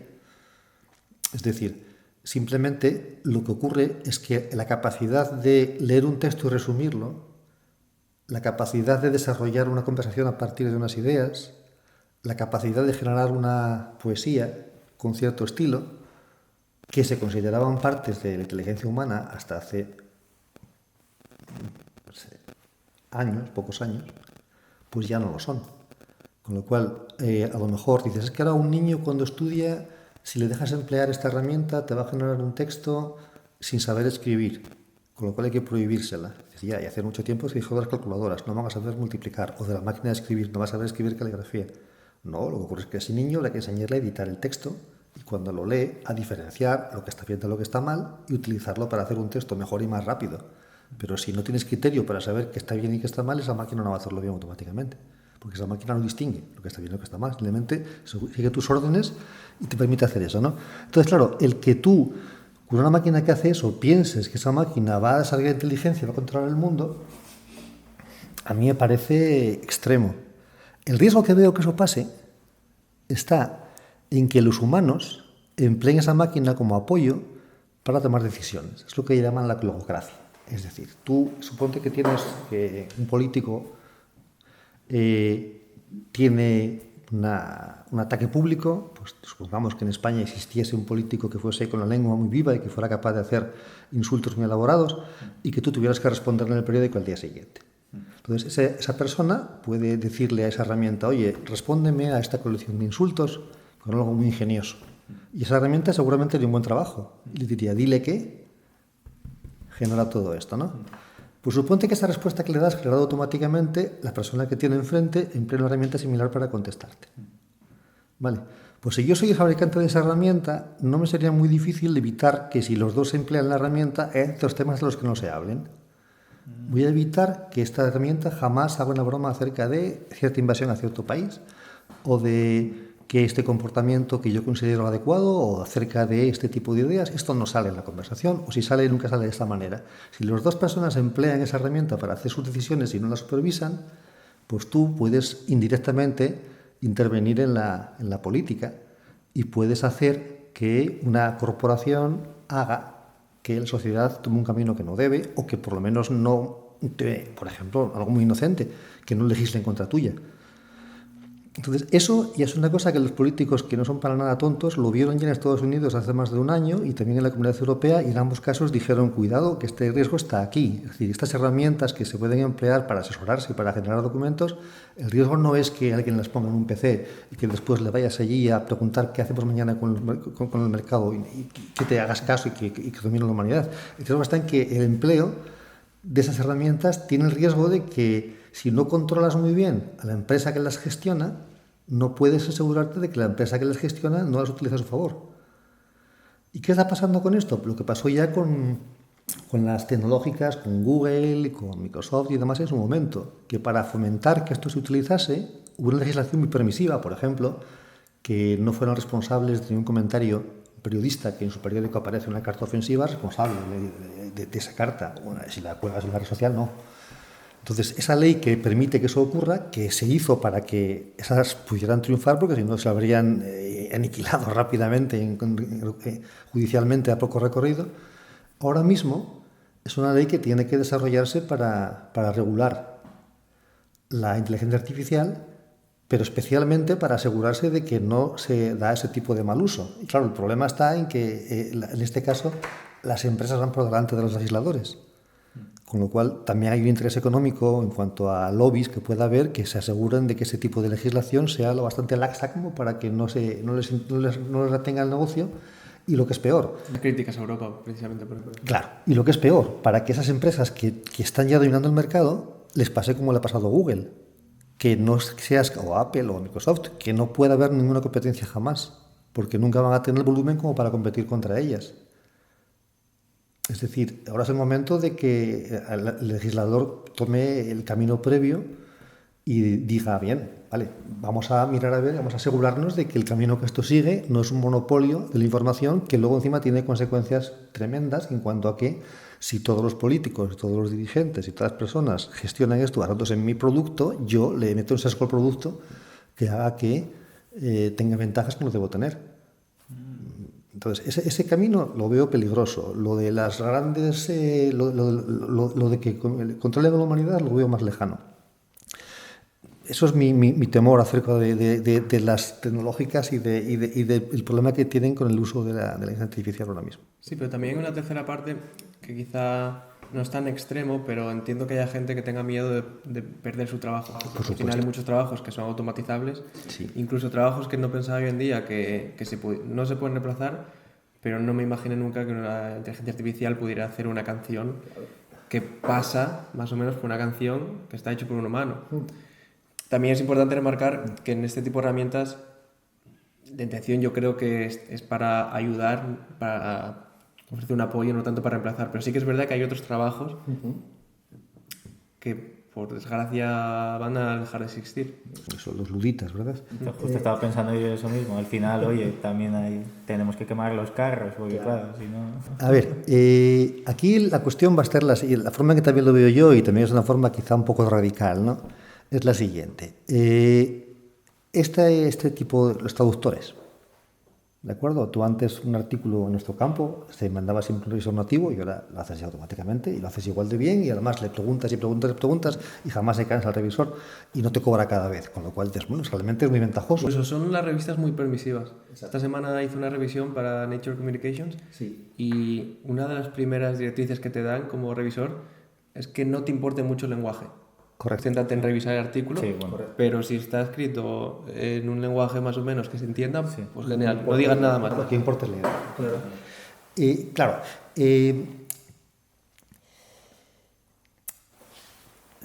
¿Hay trabajos que se van a perder? Sí, necesariamente. Y estamos en lo que decíamos al principio de la charla de Bertrand Russell, de fabricamos más agujas, podemos ir a casa con el tiempo de diferencia y repartirnoslo. Aquí la palabra clave es repartirnoslo. Lo que no es justo es que ese trabajo pues lo tenga una compañía, las que decíamos antes, que está creciendo, y esa compañía se quede con todo el dinero y lo concentre 5 personas. Porque si antes, para hacer ese trabajo, había una cotización en impuestos, en seguros sociales, de una cantidad de dinero, y tú ese trabajo lo automatizas, digo, automatízalo, pero mantén la cotización.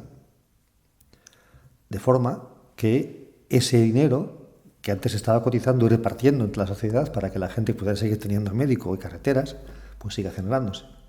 Entonces, ¿tú quieres hacer esto automático? Me parece muy bien. Me parece muy bien, pero los seguros sociales los mantienes. Y al final, lo que acabaremos siguiendo, si este camino sigue así, no creo que sea lo que ocurra, pero lo que debería ocurrir es que dices, bueno, si al final no tenemos trabajos para todos, pero sí que tenemos ingresos para todos, pues un salario social, y tú te toca esta cantidad de dinero a partir de ahí, y punto, y vives con ello, y si no te dan trabajo, pues me parece muy bien, pero es que están utilizando, al fin y al cabo es una sociedad. Es decir, el objetivo del mundo no es ganar dinero para que se lo queden tres. El objetivo es que entre todos, que somos los que tenemos la soberanía, pues hagamos una vida que esté bien. Entonces, bueno, no pasa nada. Que tú quieres hacer una empresa que fabrique esta cantidad de productos y que quites a la gente, me parece bien, siempre y cuando cotices por la gente que no has empleado y el dinero se reparte entre el país en que está esa gente. no, evidentemente, muchísima gente no estará de acuerdo con esto, ¿de acuerdo? Y es una opinión personal. Pues Luciano, yo creo que ha sido una muy buena manera de acabar el podcast. Ha quedado muy bien. Es una pena porque Sí. nos han quedado bastantes Sí, ha cosas quedado- por ahí, así que quizá esto nos presta a hacer un segundo hacer episodio. un segundo episodio que has contado cosas muy interesantes, Luciano. La verdad que ha sido un placer. Pues si os gusta, me alegro. Bueno, pues muchas gracias. Si quieres decir algo para despedir, pues... No, yo creo que ya he hablado bastante, ¿verdad? Ya ha sido suficiente. Pues nada, muchas gracias, Luciano, y bueno, esperemos verte en próximos capítulos, quién sabe. Cuando queráis.